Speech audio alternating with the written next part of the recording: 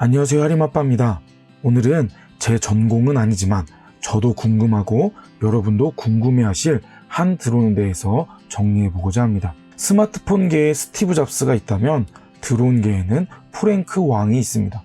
그가 만든 DJI는 드론계의 애플과도 같은 회사이죠. DJI를 넘어보려는 수많은 경쟁사들을 KO패시킨 그들의 힘은 창업부터 이어진 4명 중에 1명은 연구원을 세운다는 그들의 원칙에 있는지도 모르겠습니다. 남들보다 한 발 먼저 드론 시장을 개척했고 다른 사람들은 따라올 수 없는 획기적인 드론들을 발표함으로 명실상부 최고의 드론 회사가 되었습니다. DJI의 경쟁자는 DJI뿐이다 라는 말은 거의 깨질 수 없는 룰이 되어버린 지 오래되었습니다. 그런데 어쩌면 그 룰이 깨질지도 모르겠다는 기대감을 주는 드론이 등장했습니다. 그것은 바로 미국의 스카이디오라는 회사에서 이번에 발표한 스카이디오2라는 드론인데요. 지금까지 DJI가 주도해서 발전해온 드론 시장에 그들이 놓쳤던 틈새 시장을 노리고 스카이디오2가 발표되었습니다. 스카이디오2를 만져보지 않았기 때문에 속단할 수는 없겠지만 지금까지 등장한 영상과 또 그들이 제시한 스펙을 본다면 스카이디오2는 DJI와는 다른 길을 걸어가며 또 다른 드론 생태계의 강자가 될 수 있을 것 같다는 예감이 듭니다. 본 영상은 총 4가지 주제를 가지고 진행해 보겠습니다. 그런데 정리하다 보니 영상이 길어져서 몇 부로 나누어서 진행해 보겠습니다. 첫 번째로 스카이디오는 어떤 회사이고 그들이 1년 전에 발표했던 R1 드론은 어떤 드론인지를 정리해 보겠습니다. 그리고 두 번째로 R1과 이번에 나온 2의 차이점을 비교해 보면서 2가 가진 나아진 점들을 정리해 보겠습니다.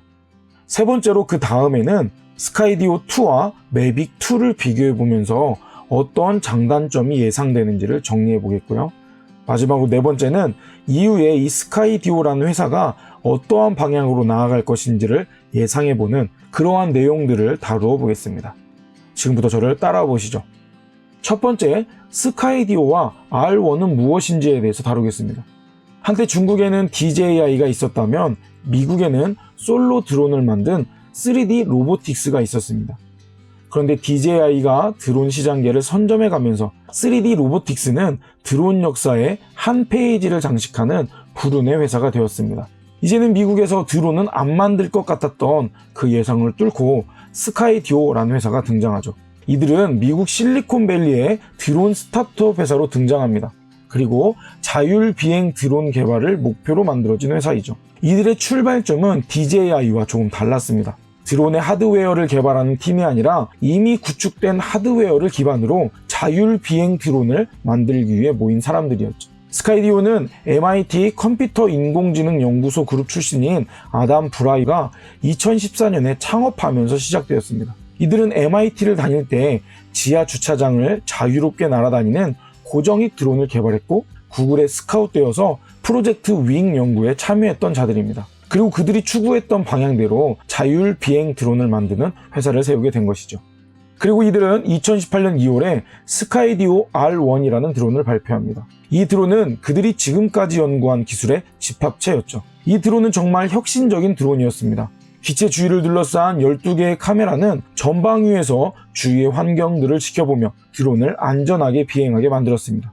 그런데 이 놀라운 장점을 상쇄시킬 만한 놀라운 가격 $1,999 그리고 짧은 비행시간, 이축 짐벌 그 외에 몇몇 단점들이 R1을 그냥 흥미로운 드론으로 여기게 만들었습니다. 그렇게 스카이디오는 기억 속에서 잊혀지는 다른 드론 회사와 같은 운명을 맞는 줄 알았습니다. 그렇지만 2019년 10월 잊고 살았던 그들이 우리의 흥미를 끌만한 두 번째 드론을 가지고 나왔습니다.